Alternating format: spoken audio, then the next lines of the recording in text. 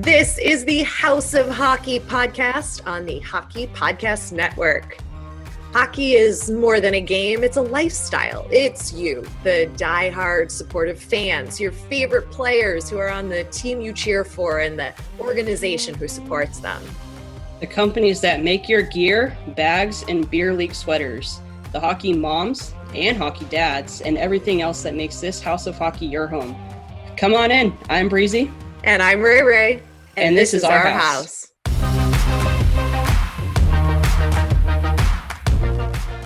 Welcome to the House of Hockey podcast, episode 109. I'm one of your hosts, Breezy. And I'm your other host, Rae Rae. And no guests this week, but we do have a couple lined up. We have two really incredible interviews scheduled coming down the pipe for you. But there's kind of some fun stuff to talk about this week that's going on in the league. Yeah, Ryan Hartman, man, what a guy. Absolutely. We are all Ryan Hartman. Yes, absolutely. Just middle fingers up, just the whole gesture. Like, we have all been in that situation where all we want to do is just flip the bird to somebody who's just pissed us off so bad. Yeah, and the fact that he did it to Evander Kane, I mean, I didn't watch the game, so I probably shouldn't,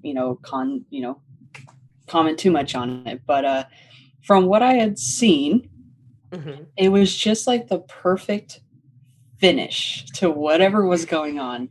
And he was just like, you know what? Screw you, dude. Okay, so there's a couple of things and thoughts I have about this whole story. First of all, why is he getting fined $5,000 for putting up a middle finger? Really? That's the unsportsmanlike? Yeah. Really? Well, you got to figure it's like a family sport. Kids are watching it. So it is not a family sport. Stop that. It is. It is not. It is too. I mean, you are taking your child to a sporting event where they beat the ever-living daylights out of them on the ice. That's called good parenting. It is, but you better describe to your child that, like, hey, we don't do this when we're not playing hockey. And like, you might hear some words and things that you shouldn't say, because if you're bringing a little kid to a hockey game, how many curse words and horrible things are you hearing from people in the stands? So no, it's not a family sport. I'm sorry, but like, I mean, kids are welcome, but parents, at your discretion. True. Okay, True. Go ahead. What were you going to say? Well, no, because I remember when I went to my first Preds game at Bridgestone Arena with our good friend Tracy and one of my best friends, Amanda.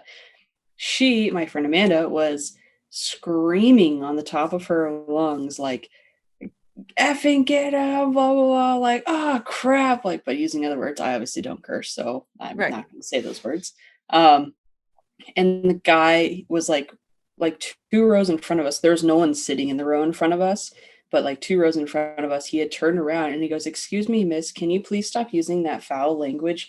There are kids around and this is a family sport. And, we would just like to watch the game without," I mean, she was being very obnoxious with her. Fine. So, I mean, I guess I can give him a little bit of grace there, but yeah, there's no problem with asking, like, hey, could you turn it down if the person is like really giving obscene gestures and words. Yes. And you do see kids, like, if I saw a little kid sitting in front of me, I would definitely try to tailor what I was saying, but like, no, but like also no. So, it's the risk you take as a parent to bring your child to a hockey game.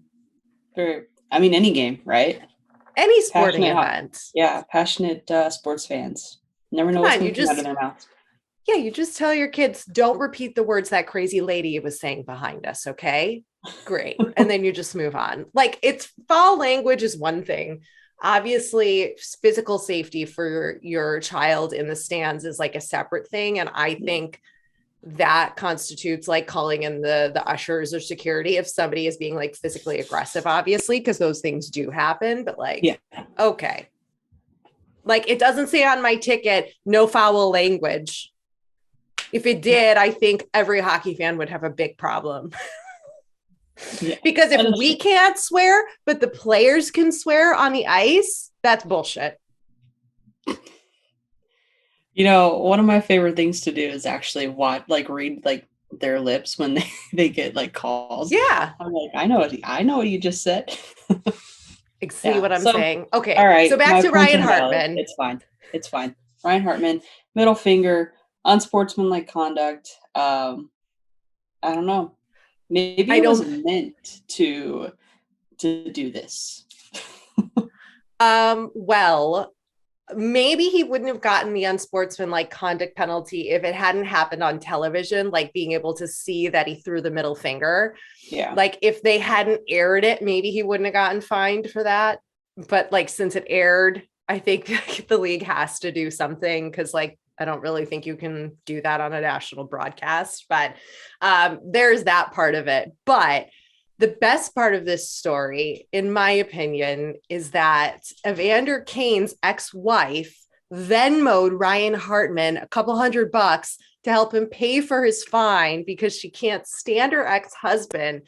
But that one simple act has finally put the Minnesota Wild on everybody's radar. And for that, I am very thankful for Anna and the middle finger magic that happened for people to finally pay attention to the Minnesota Wild.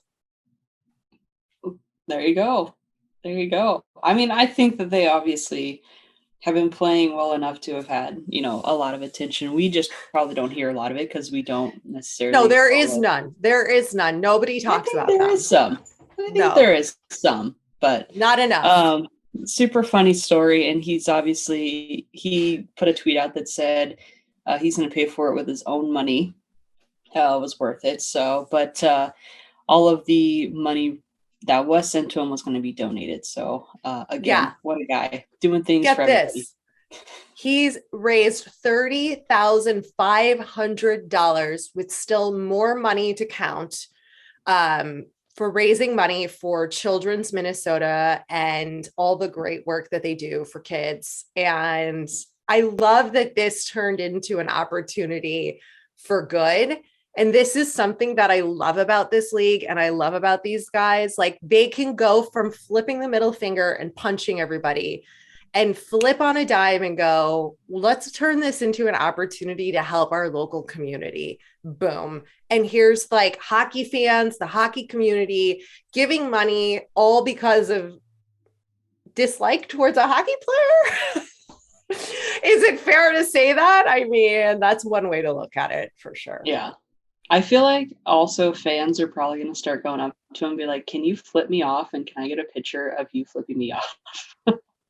He should make that his cameo, and all of the money he raises should just go to the Children's Minnesota. That'd be so funny. He's got to call it like the Middle Finger Fund or something. Oh my God, so good. So good. But like that's what makes this league special. It's these stories, it's these moments, it's the fans, it's the community, it's all of it. It's all of it, you know? Yeah. Finally, the Evander Kane story has done some good for the world. Oh my God. When I was looking for, because I saw the headline, or it was like, sorry, I think I got a splinter in my butt. Sorry, I don't know what just happened. Something poked me in the butt. Go ahead. Something had come on my feed, and it was like showing. It was like a meme about like Ryan Hartman's, Evander Kane's ex-wife, like donated money to Ryan Hartman, and I was like, that is like the weirdest thing. Why? So I had clicked on it. So then I had to do research. So then I went to like her actual page. And my mind is just like blown. She has like 50 million stories a day. And it's just like chaos, absolute chaos. And I'm sitting there, I'm like, there is a lot to this story. I mean, there's two sides to every story. So you got to, weigh out the differences there. But I'm just like, this is way too much for my brain to handle on a Tuesday or Wednesday, whatever day it was. We got to check her Venmo. I would love to see her Venmo transactions. Like, is it public? And like, who is she paying what? And like, what is she doing? Because that's another super not so secret way to stalk somebody, but you can learn a lot from Venmo, because if you have that shit public, anybody can see who you're like giving money to and talking to. But anyway, that is true. That is true. Unfortunately for me, I like come up with witty captions when I Venmo people, and I'm that sitting there are and I'm like totally laughing at irrelevant. myself, and I'm like like laughing like a weirdo, and then like I'll like be like, okay, cool, and then I'll look private. And it's like I put all that effort in, and it automatically made it a private transaction. But I'd like to throw people off on my like transaction notes, so I I think that's fun. irrelevant, but. I'm basic. I just try to find an emoji that matches whatever it is. And that takes more time than it does to actually just send the fucking money with no transaction note. But here we are. Yeah. I mean, you got to have fun with it. Yes. I think we also need to talk about Carey Price making his return to the ice on Friday night for the Montreal Canadiens. He's back. He's feeling good, was happy to, be back in the locker room with the boys, and the feelings and all the excitement and the things that come with it. His kids were there and they had signs, and I was almost crying again. What else is new? No. And but I didn't. But it was super sweet to see that he's doing better. It's good to see. You love to see these stories. Yeah, him and a couple of Habs, I think, went to a Blue Jays game, and they posted like a picture of it, and he looked good. I mean, he looked like he was like physically good, and he looked like mentally good. So I was able to catch the game a little bit on Friday night, and poor guy. Well, they didn't play well, right? But yeah, they didn't play well, but there was like it's not Carey's fault. Yeah. Oh no, it was a 3-on none. So he just had 3 guys coming towards him. They obviously scored. I was like, poor guy. He's just coming out on the ice, and you got to gang up on him like that. Well, we know the Habs haven't been playing exceptionally well regardless all season. Yeah. And so, I don't think we can give Carey too much of a hard time. And that's what this time of year is for, to get him back on the ice in these last couple games, in these last few weeks, and get him feeling comfortable again, and testing out whatever he's worked on, and getting his mind and body back into the space. Yeah. And it was good to see. Glad he's back. Yep. Something sad to report, not like tears sad, but I don't know with you, everything's sad. I don't know. I'm just in touch with my emotions, Breezy, and I'm letting them flow, and I'm not holding them back anymore. That's okay. Just let them go. Never in a million years did I think I would be crying on a hockey lifestyle podcast with you. Like, never thought that would be happening, but here we are. This is what the sport can do for people, okay? It makes us laugh. It makes us cry. It makes us angry. It makes us frustrated, happy, all the feels, okay? That's what this game does. But the voice of the Chicago Blackhawks, Pat Foley, has officially signed off the air. He called his last game as the voice of the Blackhawks. He got to call a W. He had asked, I think Kaner had told him that he would do what Foley had called on the air a spinorama, where he basically like fakes the guy out and spins around and breaks the defender's ankles in the process. But so we got to call that. And then his main catchphrase and what Foley said were his 2 favorite words were Hawks win, Hawks win. And such a touching tribute to him. And God, it's so sad when these things happen, like these legendary voices that you've grown up with, and like who've like called these momentous things, and you've just heard so long, and you feel like you know them. Yeah, it's it's sad but happy. And he said he was still going to be around, and he's just a regular old Hawks fan now, and will be in the building. So congrats awesome. On a good career. And it really is a rebuild in Chicago. Talk about a tough year for us. Like, I don't even think that touches how horrible of a fucking year it was. Oh, jeez.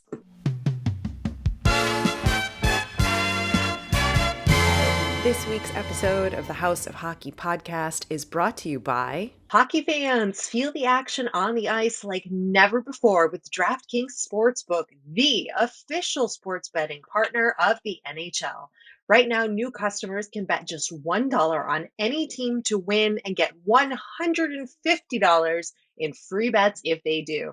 If Sportsbook isn't available in your state, you can still hit the ice for cold hard cash. New customers can make their first deposit and play free for thousands with DraftKings daily fantasy hockey contests.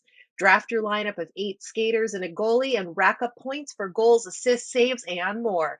DraftKings is safe, secure, and reliable. Best of all, you can deposit and withdraw your cash whenever you want. Download the DraftKings Sportsbook app now. Use promo code THPN. That's THPN for the Hockey Podcast Network. Bet just $1 on any NHL team to win and get $150 in free bets if they do. That's code THPN at DraftKings Sportsbook, the official sports betting partner of the NHL. 21 and over. Restrictions apply. See show notes for details.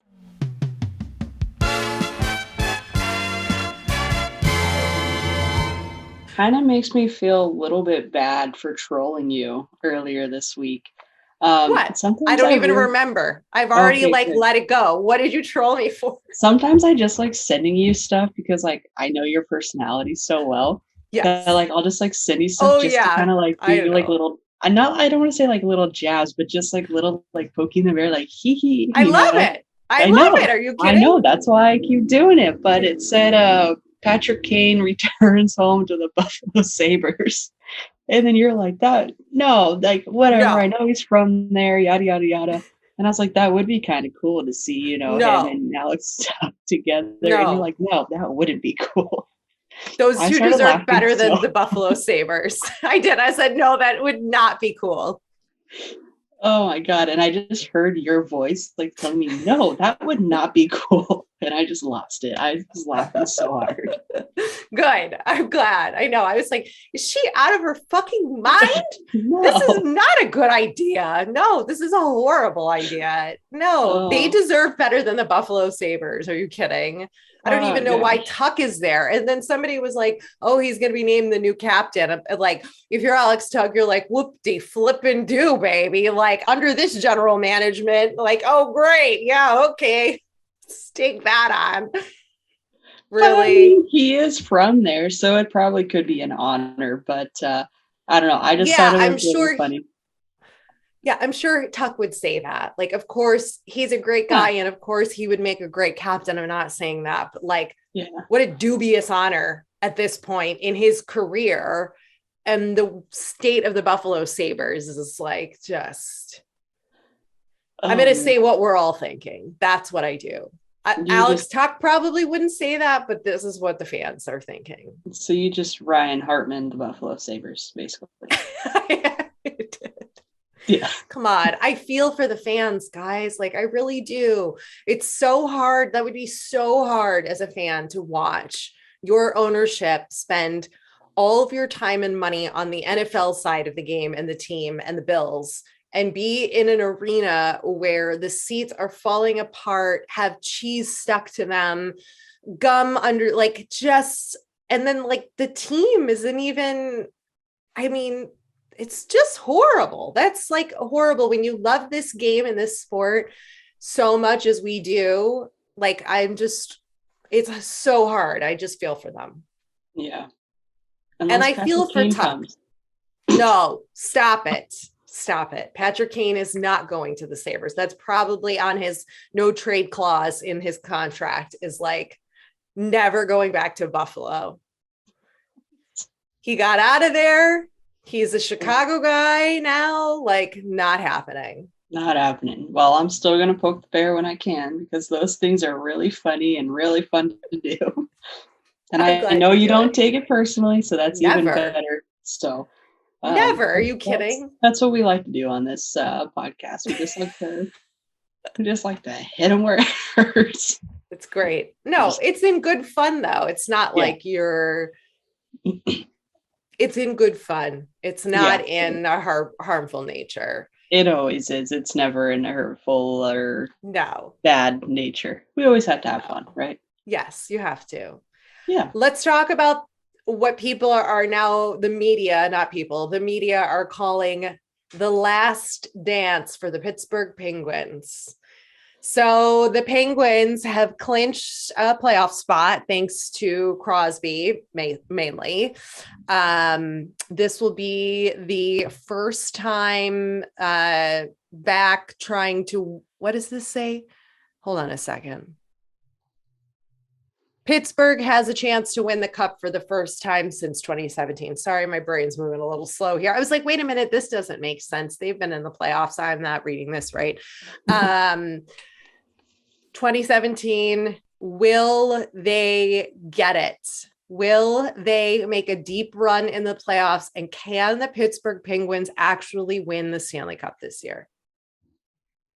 No, because it's going to be a redo of 2017, and the Preds will beat them this year. Ooh, you heard it here. Talk about wishful thinking. Holy crap. Yeah.